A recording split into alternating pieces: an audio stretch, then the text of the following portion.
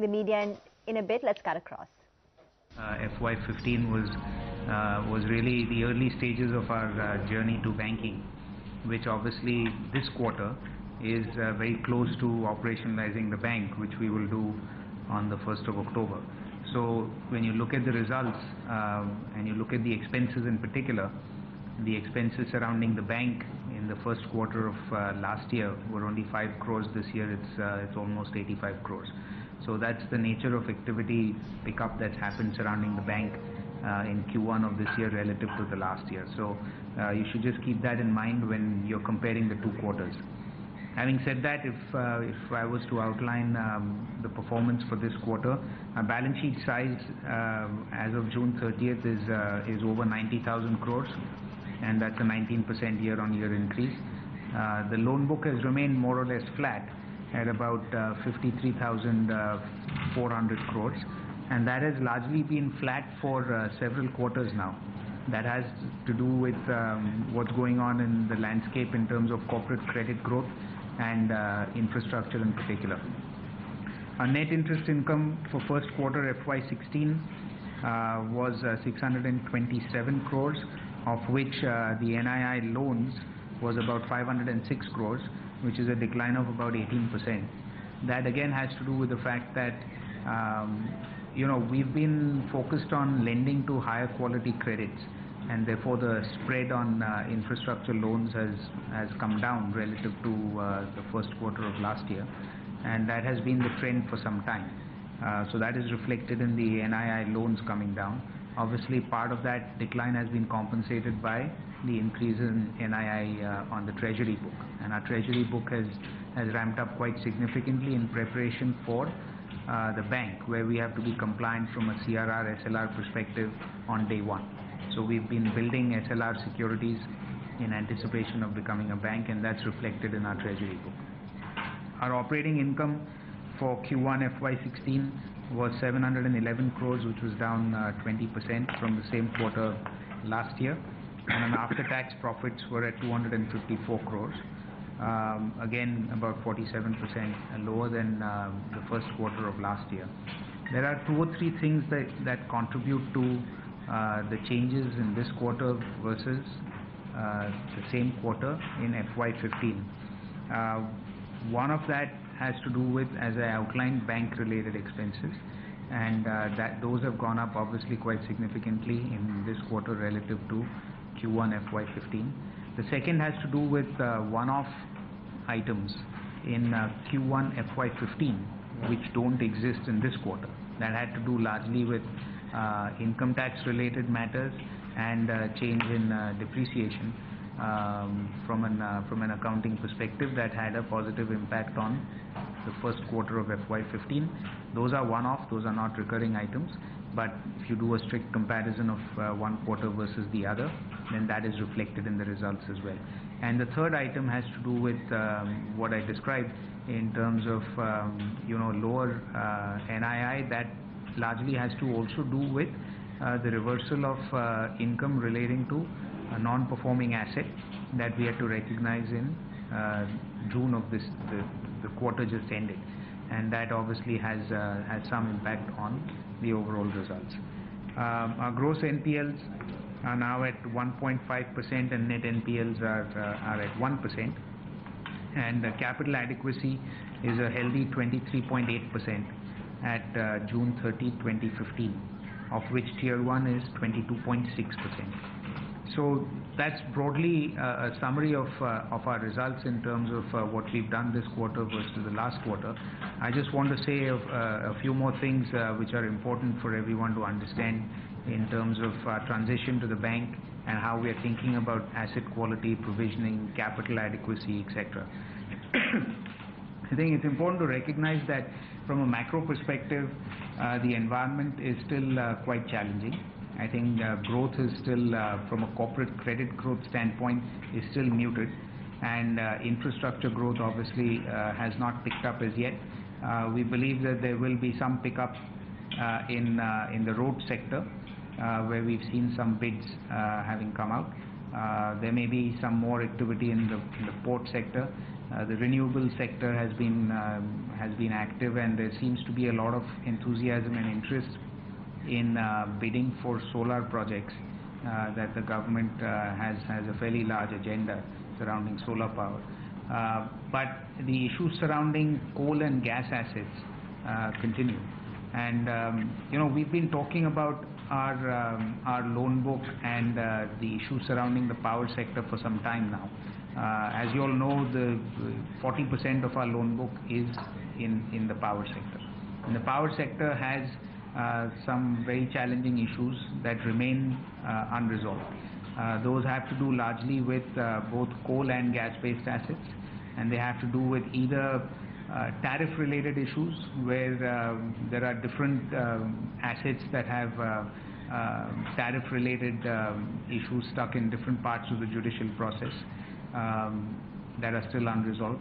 There are obviously fuel-related issues, and those relate to gas-based assets for sure, but also now with coal assets, where post the Supreme Court having cancelled certain coal blocks, there was a re-auctioning of coal blocks that was done.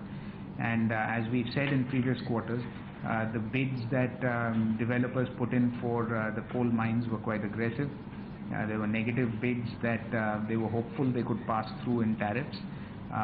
The government has a different view on this, and they've actually issued advisory to regulators to try and cap fixed costs, which means that these negative bids will not be permitted to be passed through into tariffs. That obviously results in some of these coal-based assets becoming economically unviable long term, because this negative bid, I don't think the developers have any capacity to absorb these losses. So those issues surrounding coal assets remain.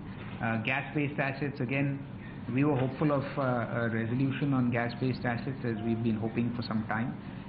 The government came out with a gas pooling framework and a gas price framework with a subsidy from government in March, April of this year, after which there was bidding that was done by developers for gas, which all concluded, I think, in May of this year.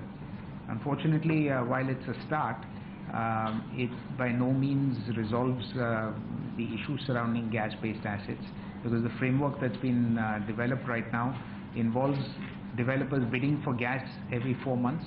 It is a scheme that has a finite timeline of 2 years within which the government is providing the subsidy, and it actually fires these plants anywhere between 30 to 35% in terms of PLF. And at those levels, obviously, these plants are not going to be able to service debt. And therefore, based on the solution that is on the table right now, these plants are economically not viable, unless there is another solution that emerges that we are unaware of at this point in time.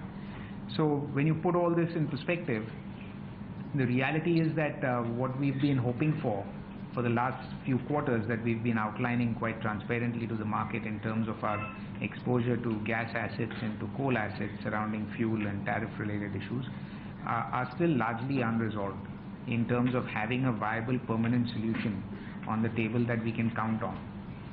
As we've said before, we are at a stage where we are transitioning to a bank, and we've said this for a few quarters now, that we want to make sure that the balance sheet of the bank is completely protected against known risks that we know as of today. I want to highlight two things here. One is that the stock of problems that I'm talking about, or the nature of problems that I'm talking about, are not new. We have been talking about this for several quarters. So it's not that there has been an increase in the size of the problem or the nature of the problem. It's just that we were hoping for a permanent solution to this problem, which has not emerged as yet. We didn't know whether there would be a permanent solution for these problems or not till May of this year, when the gas pooling framework and the gas pricing framework, as well as the issues surrounding the negative bid that developers put in on coal assets, actually emerged, and what the view was of government versus the private sector. Having seen how things have evolved, and knowing that we're going to be transitioning to a bank and operationalizing the bank on 1st of October, we have obviously consulted with all stakeholders, including we've had discussions with developers, constituencies and government, to try and understand the nature of the problem and what the solution is. We've obviously discussed this internally quite extensively, including with our board. And we've come to the conclusion that it's important for us to protect the bank's balance sheet going forward and not to have an overhang from a provisioning perspective or from a profitability perspective on assets and issues that we've been aware of for the last 2 years. And that's been our articulated position for some time. And therefore, what we are planning to do is, in this coming quarter, which would be the September 30th quarter, since we're operationalizing the bank from 1st of October, we plan to take incremental provisions of about 2,500 crores, so that the aggregate provisions that we would have made against the stock of problems that we are talking about, which is the coal and gas-based assets and other stressed assets that we have, which in the aggregate are about 8 to 8,500 crores, 80% plus of which relate to coal and gas-based assets. We would have provided on average 50 to 60% against such assets. Now, the point I want to make is that these assets are not non-performing assets. They are not classified as non-performing assets.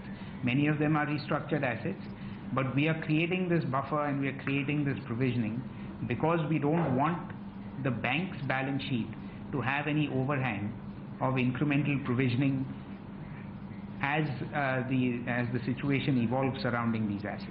We believe creating this kind of provision upfront protects the bank's balance sheet and gives a very clean balance sheet, clean book with no overhang on future profits of the bank, because we have provided, as I said, on average 50 to 60% against what we believe are potentially stressed assets in our balance sheet. I think that is something that we believe from a governance perspective and from a shareholder perspective is the right thing to do.